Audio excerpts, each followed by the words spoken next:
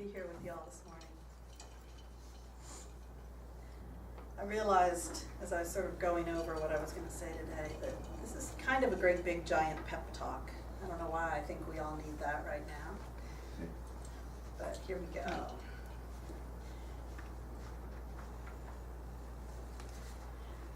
There is a stretch of I-40 going east up over between Crossville on your way to Knoxville. And I think of, the first time I drove over that, I think of it as being 10 years ago, but when I count, it's actually more than 30. When I first met this stretch of highway just west of Harriman and Rockwood, that exit, as you've gone up over the plateau through Crossville and you're about to come down the plateau, there was a stretch of forest in the median. That interstate divides there, and the eastbound and the westbound are at some removed from each other. There was a stretch of that median that 30 years ago had just been burnt over.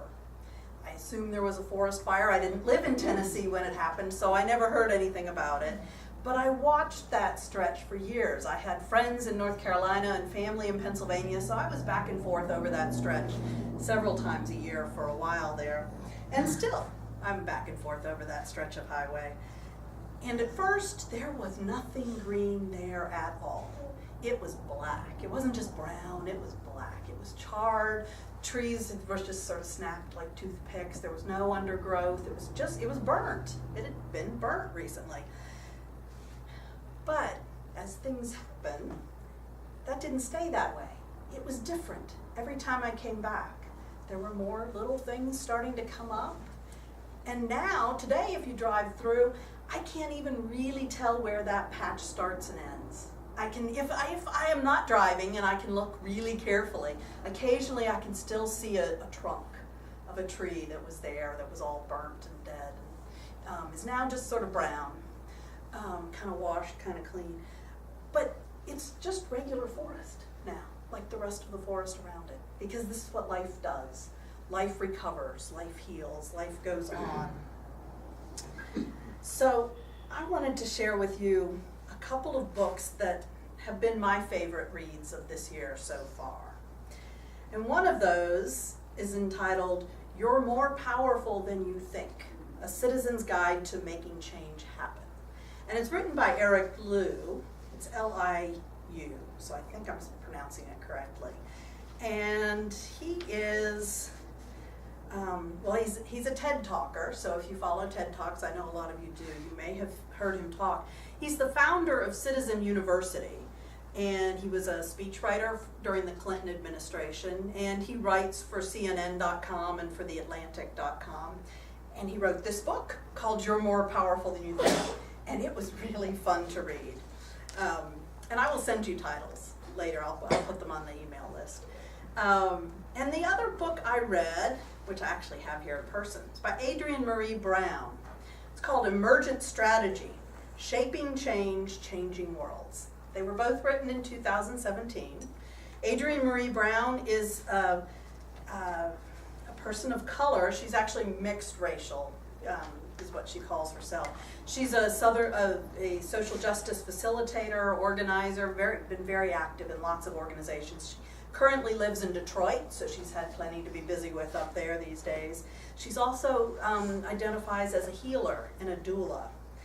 And she wrote this book, which is kind of, I don't know, it seems like a collection of a lot of her favorite thoughts, things she's been thinking about and realizing and learning as she's been doing her organizational work. And I read it and could not read it fast, not because it's hard to read, but because I had to stop and find a pencil every three sentences. I'm underlining. She articulates things I feel like I've been trying to say all my life, and things that are very timely. So again, a really good book. And what I find in these books, the reason I wanted to share them with you, is I find a couple of common themes. They come out differently in the two books, but they're all about reasons to be hopeful about where we are, and reasons to be engaged where we are, right where we are, not, we don't have to take care of Detroit. The people in Detroit are taking care of it, and we should help them. But that we need to be engaged and rooted in our own communities is really the message of both of these books. because what I'm feeling in both of these books is that our story could be like that patch of I-40. We can get scorched over sometimes, and things are going to grow back up. So how does that happen, and how do we help it happen? And how do we live in to the faith and the hope that new life and growth and healing happens all the time? So first, just a couple of notes about where Lou and Brown both feel that we are. Lou's book starts with a sentence that I find kind of provocative. And he's talking about power, right? He says, if you don't learn how to practice power, someone else will do it for you, in your name, on your turf, with your voice, and often against your interests. So the reason he's writing this book is to help us address the time that we're in now. And he says, in this era of concentrated wealth, severe inequality, and rigged rules, we have a master narrative that power is inherently evil. That's why the civic myths of this age are dark political dramas like House of Cards, and grim fantasies like Game of Thrones, in which nice guys finish headless and the only winners are those who lie, cheat, and kill. We're not in the West Wing anymore, folks. Mr. Smith died in Washington. Brown has a similar sort of layout of where we are now. It's actually, I think, really good analysis. And she talks about it in terms of socialization and the ways in which we are socialized not to live aligned with how the world really works. She actually refers a lot in this book to the world of nature, and she's not a scientist, and she's very clear that she's not a scientist, but she draws from a lot of work of botanists and scientists, biologists, and looking for patterns and the ways things work in the biological world as tools and resources for how we can grow and heal. But she says that sometimes the way we are nurtured is actually unnurturing. The ways we are socialized, she says, she has a long list, I'm not going to read all of it, but she says, for example, we learn to disrespect indigenous and direct ties to land. We learn to be quiet, polite, indirect, and submissive, not to disturb the status quo. We learn facts out of context of application in school. So we don't learn how history, science, math actually works in the life of communities and home. This one I really identified with. This is one of my own growing edges, weaknesses. We learn that tests and deadlines are the reasons to take action. This puts those with good short-term memories and a positive response to pressure in leadership positions, leading to urgency-based thinking regardless of the circumstance. I know that that's true. I know that it is. We learn to manipulate each other and sell things to each other rather than learning to collaborate and evolve together. We learn that the natural world is to be manicured, controlled, or pillaged to support our consumerist lives.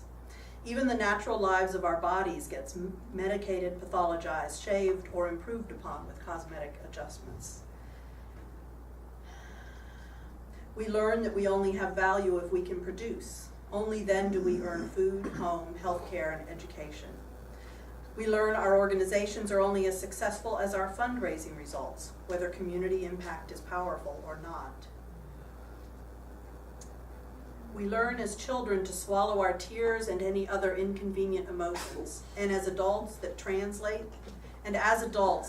translates into working through red flags, value differences, pain, and exhaustion. Perhaps the most egregious thing we are taught is that we should just be really good at what's already possible, to leave the impossible alone. And the first thing that I find so remarkable in both of these books is this draw toward thinking outside the immediately possible, and using the imagination, and especially using imagination in relationship to each other. And they both talk about that a great deal. And they paint this kind of grim picture at points of where we are, and yet there's a really deep hope that runs through both of these authors' work.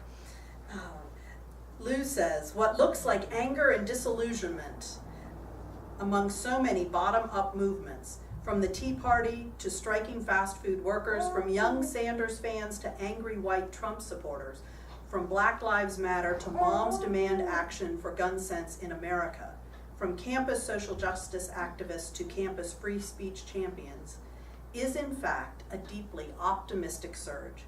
True alienation is deadly, silent, and sullen.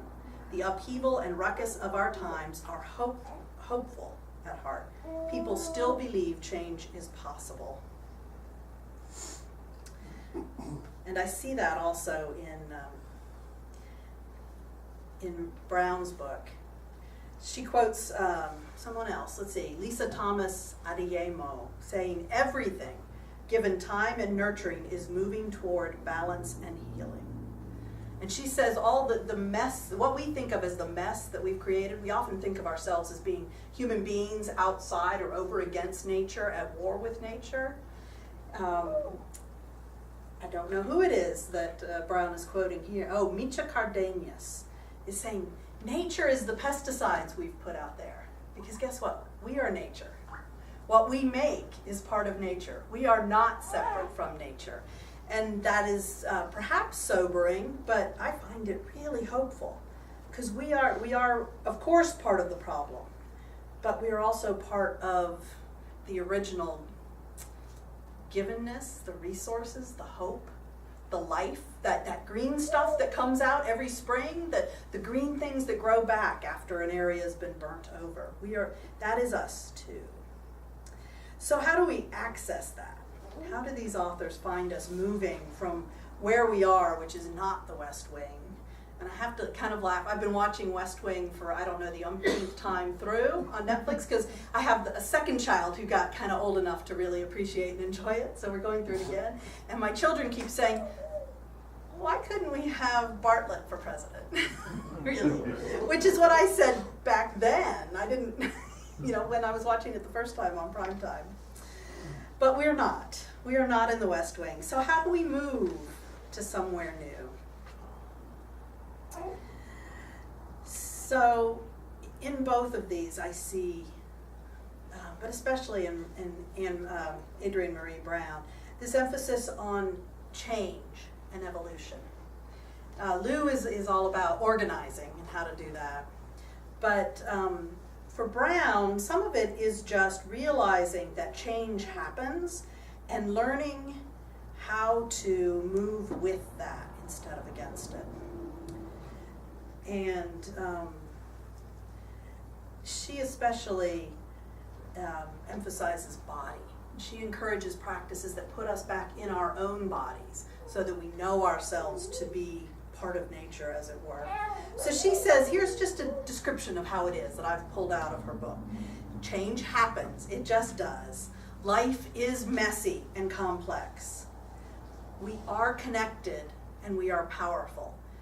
And our power and our connection are related to each other closely. And I think that's important, because a lot of times the models of power we have, especially in our culture, are very, very individualistic. So that they're about a separate person who takes control and exercises power over other people in a way that is not connecting.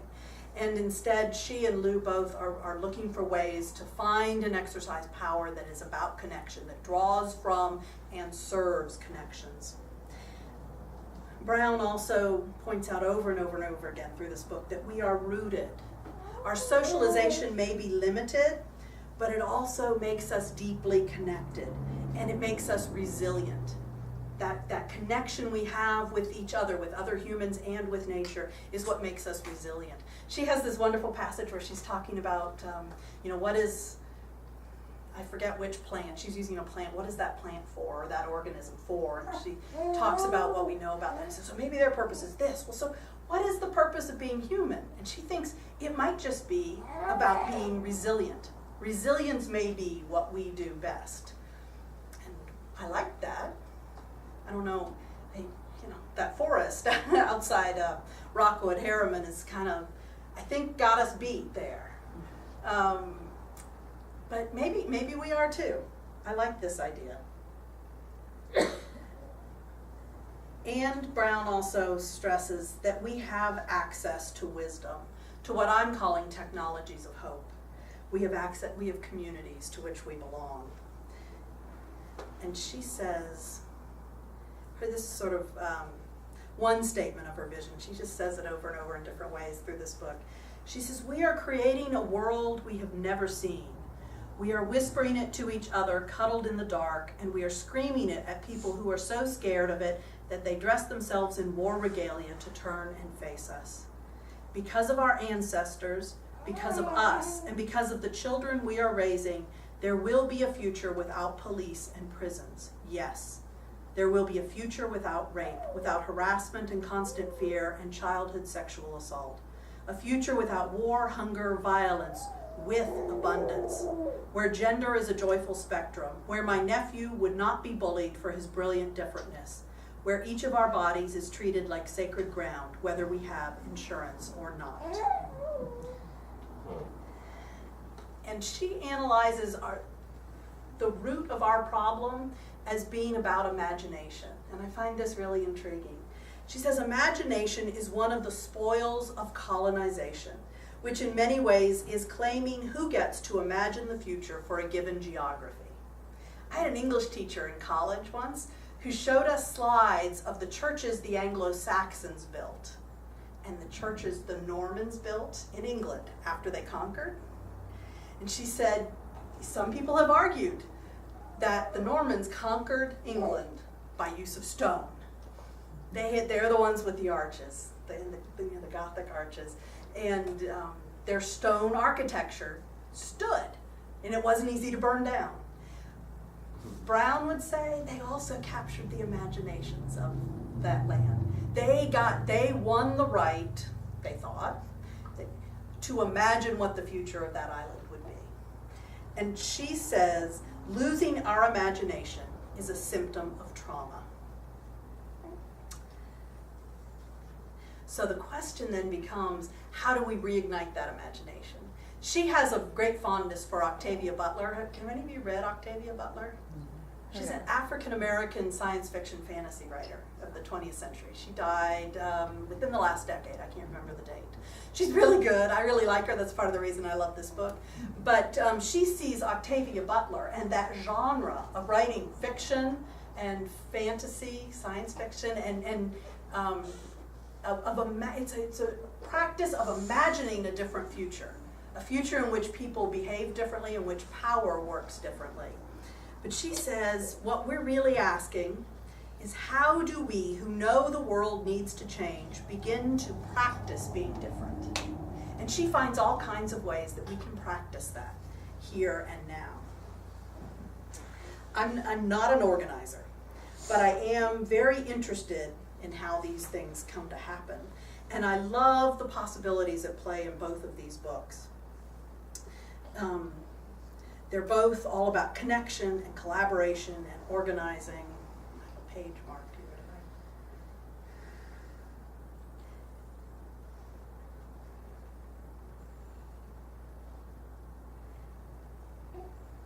Yeah, I don't know what I thought I liked on that page. Luz says that power emerges from the imagined as much as from the material. In fact, it emerges first from the imagined.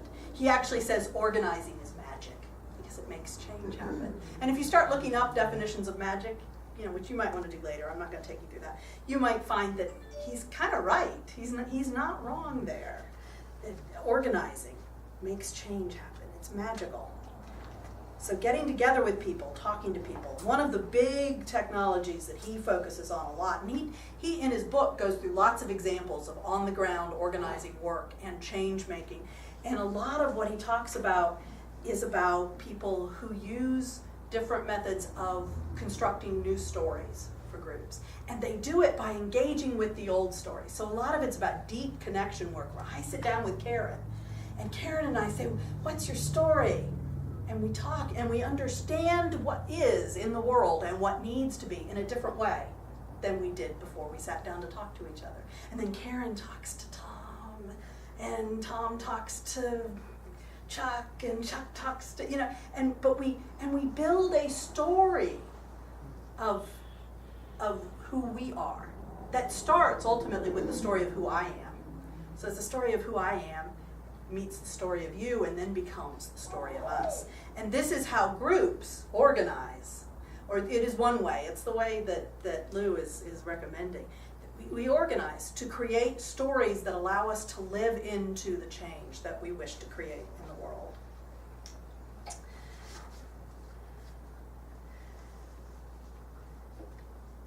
So for me, I think I see this practice of storytelling as being a way around the limits of our socialization. That list that I only gave you part of, that Brown has, of all the ways that our socialization can sometimes limit us because it just turns off possibilities for us. That storytelling is so important. And I had a good story about how what we think is possible, how we tend as we grow up to get kind of narrowed and rigid. Of course, small children are really, really great at this. And I read a study a couple of months ago. It was actually in an article about parenting, but I think it has much broader implications. And I have since, just a couple days ago, in another book I was reading about neuroscience, read about a slightly different study that kind of came out in the same place. But in this study, researchers asked elementary school children to help Bobo the bear, a stuffed animal, reach a toy lion. Okay, so I don't know, the toy lion was up high, higher than Bobo could reach on his own. And they had some tools laid out, some materials. So there were building blocks, a pencil, an eraser, a ball, a magnet, a toy car, and a wooden box. And they put kids of different ages in the room, said, can you help Bobo reach the lion? And there was a correct answer here. And the correct answer is to use the box, turn it over, and Bobo steps on it and can reach the lion, right? So what they found is that as children grow older in the early elementary years, their brains develop in ways that make it easier to solve this kind of problem. And the older children in the study, the 6 and 7-year-olds, got to the correct solution much faster on average than the younger participants who were only 5 years old, right? But it kind of depended how they arranged those objects that Bobo had at his disposal. And if they put everything else inside the box, the 5-year-olds got there faster. Because the 6 and 7-year-olds, if you hand them a box that says, here's some things you maybe want to use, the box is only a container. Their brains tell them the box is only a container. Use it as a container. Look carefully at all the things inside the box, but not the box. And so guess what? The 5-year-olds weren't, on average, didn't feel constrained that way. The 5-year-olds dumped everything out and turned the box over. It's kind of like Christmas morning. Let's play with the box. And they got there. And that's just fascinating to me. And it tells me that some of this work of the imagination is to figure out, or at least not run away from, situations in which we're invited to dump things out of the box, to rearrange the order of things, to hear from different perspectives, to learn things that challenge how we think the world works, because we might just get to a better solution a little bit faster if we do that. So the other thing, and this kind of leads into, I find in both of these authors, lots of emphasis on asking questions. So you ask how, and you make those changes. The answer to how should we do this, often in both of these works, is collaborative ideation. It's an idea they talk about, where you come up with ideas together. Again, we're not necessarily all that good. We kind of need to construe a situation as social and add some alcohol a lot of times for people to start throwing around ideas in ways that are actually creative. I have been part of some workplaces that operate that way sometimes. It's not usually a sustained thing in my experience, But it is possible for people to think together, to sort of set aside our need to rush to the best idea first, and to argue with each other about it along the way, and to be truly collaborative about it. And when we are collaborative, both of these authors argue, we actually get better solutions that work for more people. And that's a big theme, especially it is in Brown, but especially in Liu. He talks, how can the we be bigger? How can democracy include more people? How can we make the world work better for everyone? But Brown suggests this: practice saying yes to the ideas that come from others. Growing the idea, and by that she means whatever idea you're trying to work on in whatever setting. Growing the idea with yes after yes. When you are tempted to say no, try asking how instead. Often, no is a way of expressing a fear or worry that something can't work. How is a collaborative question, inviting the creative process to keep going, to come up with a way for the idea to grow to the next stage. And I love this, partly because I think I identify a little bit with this as a problem. Because I'm often the person who, if you have an idea, I will go to the 20 problems with implementing that idea. My brain just goes really fast. And, she says that that's a fear. And it is. It's my fear. I don't want this to fail. It's not because I'm arguing. I don't want to do what you want to do. I want it to work. I want it to be good. And I'm worried. And she says, just don't say no, which is what people tend to interpret what I'm saying as no sometimes, I've been told. But to say how? How do we get there? How do you see that working? How can we make sure that works for everyone else too? And that keeps the wheels turning. And her book is full of lots of practical ideas, just like this. When this happens, try that. And they're all about how do you open up space for new ideas, for the imagination. Liu emphasizes, let me come back. More questions. Which values? You remember Liu says, if you don't exercise your own power, somebody else will do it for you on your turf. Probably not the way you want. Liu says somewhere else in the book, power is purpose agnostic, which is why those who become fluent in power must not be. And his whole point is to say, you need to become powerful. But they both agree, Brown and Liu both, that you need to be thinking about why. Why are you becoming powerful? So, if you're not sure what your why is, I would refer you to the 6 principles of Unitarian, 7 principles, 6 sources, 7 principles of Unitarian Universalism. And if you don't know what I'm talking about, ask somebody else or ask me later, and we should talk about that. But they're a good place to start, to look for the thing that can light you up, that can get you moving and connecting with people. Another good question is who participates? And I've already said they both are all about more people. Who else needs to be here? And here, one of my very favorite questions, and this is from Brown's book. She says, what is the next most elegant step? And she got this from somebody else, I think an organizer named Gibran Rivera.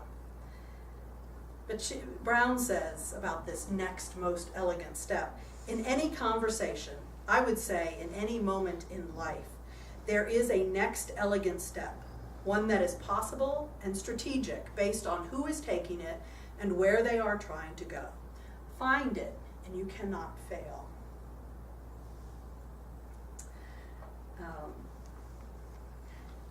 And I'm going to come back to that dancing, because it's the next elegant step to me sort of connotes dancing. I see Fred Astaire and Ginger Rogers. Fred Rogers, he's good too, but I see the dancing going on when I do that. I'm going to come back to that, so bookmark that. They both, and I've said this, and I'm just going to say it one more time. That connection to each other is the most important thing to cultivate in the face of hopelessness. That's a quotation from Brown. And I think that's a good place for us to really sit and think about and feel that, because there is a lot of hopelessness running around in the world these days, and there are a lot of reasons not to be blithely optimistic. But connection to each other, if that's the most important thing to cultivate in the face of that hopelessness, and that feels true to me. I don't know for sure because I haven't tried every possible response to hopelessness, but that feels both doable and hopeful. I can see how that could help us to face hopelessness and keep moving toward the world we want to live in. Lou also emphasizes over and over again that we need to think and act in networks, and when we do that, our power increases exponentially. You know, and there's a famous poem, I didn't look it up to quote it to you, but one person can do this, but 2 people, they can do that, and 3 people, 6 people can eat a whole pizza, and 20 people can have a demonstration, and 100 people can have, and it goes on. 1,000 people can shut down a street, and and Lou also says, truly, self-interest, properly understood, is mutual. So what is good for me, what is best for me, also turns out to be what is good for you. I can't be well and healthy and whole and happy and hopeful all by my lonesome self. If you are suffering because of the way our culture is set up, I can't be free either. And we need to get free together. We need to work together. And it is always in my best interest to make a fairer, more just world. Which actually, in an odd way, if you read Brown's book, which I hope some of you will, leads back to pleasure. She says this about why we do things. It has expanded for me over the years as I have come to believe that facts, guilt, and shame are limited motivations for creating change, even though those are the primary focus we use in our organizing work. I suspect that to really transform our society, we will need to make justice one of the most pleasurable experiences we can have. And I read that sentence and I went, whoa! Because when I hear justice, I think of the justice system, I think of police procedurals, and I think of courtroom series, and I think of the prison, and I think of the people I know who are living in prisons now. And this is not about pleasure. None of it is about, and she's saying justice. If we're gonna make the world we want to make, justice, we need to figure out how to make justice the most pleasurable thing. Which means justice isn't actually about laws and courts and trials and punishment. It's not about crime and punishment, but it's about how we are with each other, and boom. So, how can we do that? So pay attention to what brings you pleasure, and how can that connect? How can that fuel and juice up your work in the world, is what I would say from that. But also, how can those of us who are doing this work learn to support each other better? And I know I always have more fun working on something with other people. So some of it may be just as simple as that. It doesn't have to be all mind-bending, hard to conceive. It's easy to imagine doing something together with friends.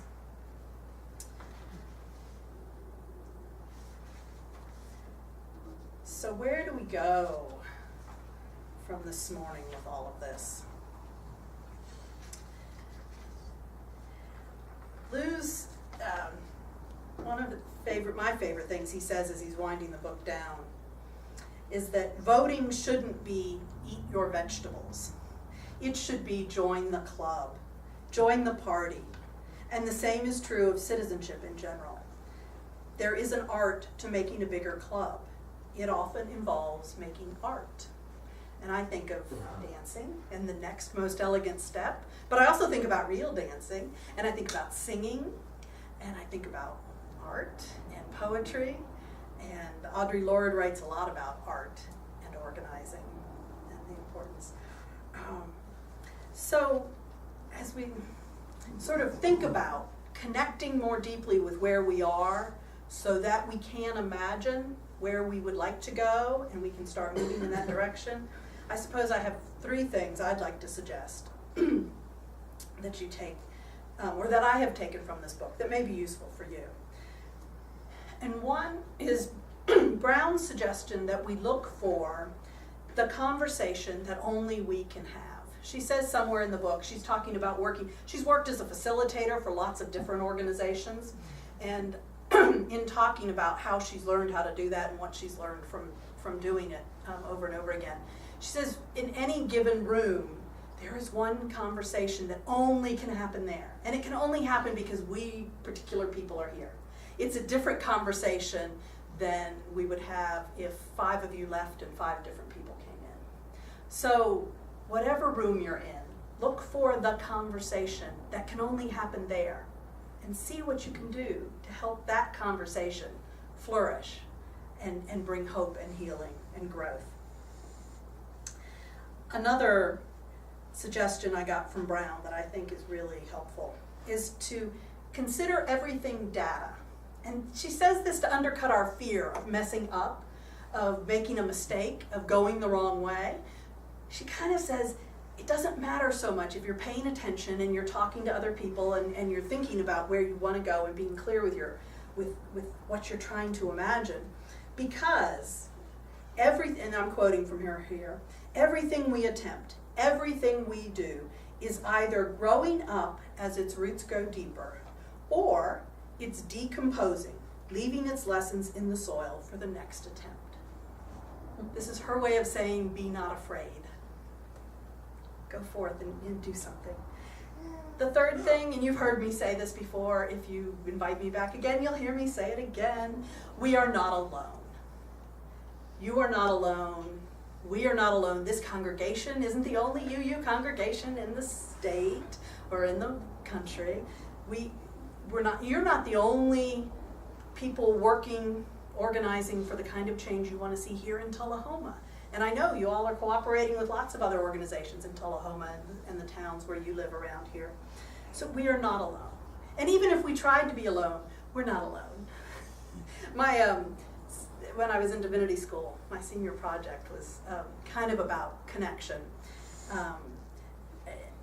And one of the young men, he was stereotypically white male, mid-20s. And he looked at me and said, well, so what if I don't want to be interconnected with everything?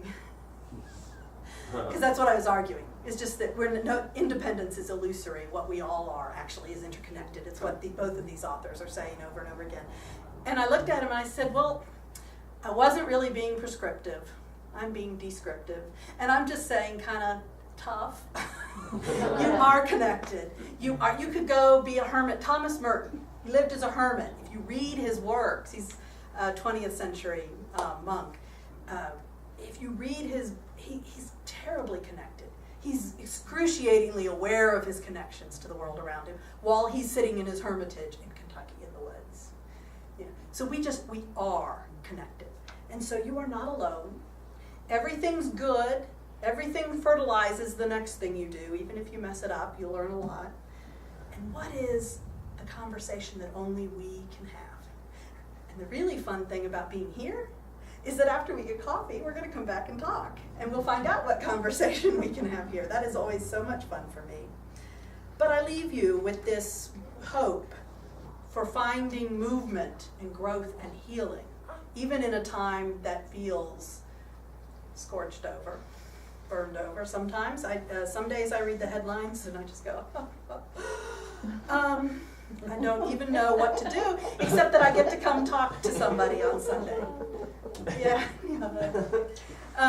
So we will be together, and we will have the conversation we can have, and we will together and separately find the next most elegant step we need to take. So may that be so, and may we be the people who can do it.